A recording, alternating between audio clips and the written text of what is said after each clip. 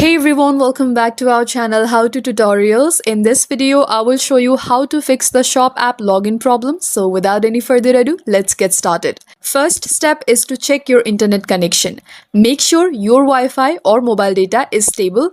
Try opening another app or website to confirm it's working. Second, double check your email. Ensure you are entering the correct email linked to your Shop account. Watch out for typos or using a different email. And you need to verify the code properly because Shop sends a login code to your email.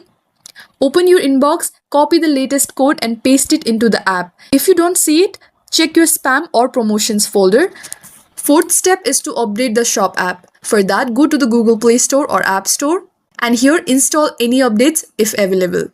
Fifth step, clear cache. This is for Android only. For that, go to settings, scroll down and find this option called apps and tap on it.